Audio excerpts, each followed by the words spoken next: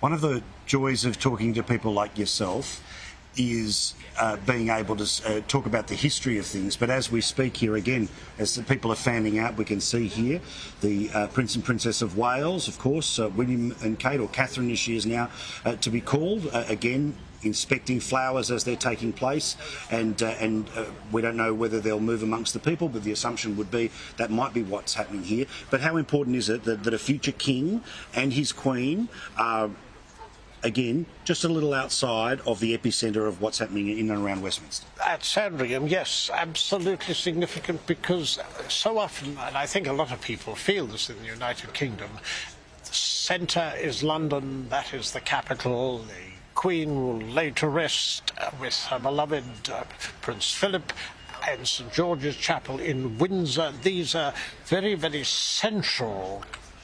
The Buckingham Palace, of course, the official residence behind us, Windsor Castle and so forth. And the idea is that people will feel part of what is undoubtedly a solemn and unique event on Monday, and this is, as it were, leading up to it. In fact, you could say yesterday, when the coffin processed from Buckingham Palace to the historic Westminster Hall, the oldest part of the Palace of Westminster, that was, in a sense, the royal family handing Her Majesty over to the people, and the mourners, of course, are now filing past, and the various bodyguards, the gentlemen-at-arms and the King's Guard, the Queen's Company of Archers, all of these.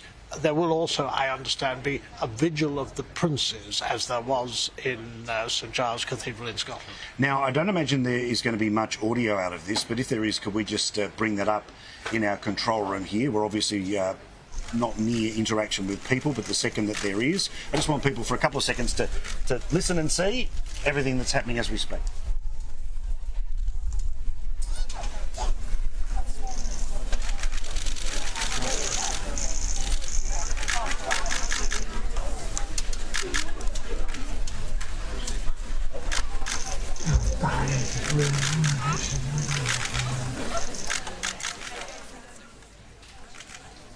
Richard, the attention to detail, as you can see with the Prince of Wales, is that looking at every little message, every little card, these are very personal interactions, and also wanting to really take on the message. Obviously, part of these things, they always say, is feed the beast to the media, but you can do that in 2 minutes. A bloke who's slowing down, having a look at things, is well and truly invested in taking those messages in, isn't he?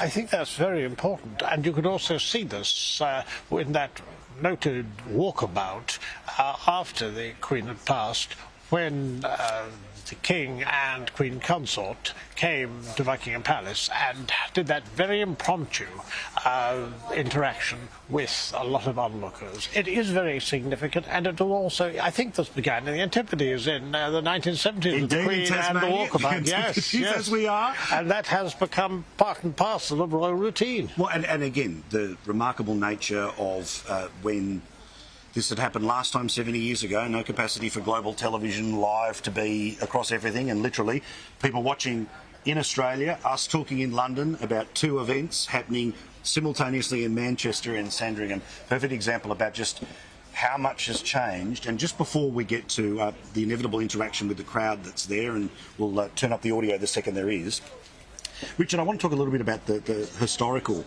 comparisons to this particular process to the last. What strikes you about those? Oh, it is a very, very different era. George VI, whom the Queen, I think, inherited her dedication to duty from Britain's wartime sovereign, who was in fact a shy, stammering naval officer who had never intended to become king. He died in 1952, and whereas there was the filing past, some 300,000 people filed past the coffin in Westminster Hall, he nonetheless was his funeral was at St George's Chapel in Windsor, and certain parts were televised of the filing past the coffin, and there were certain aspects of it that were not.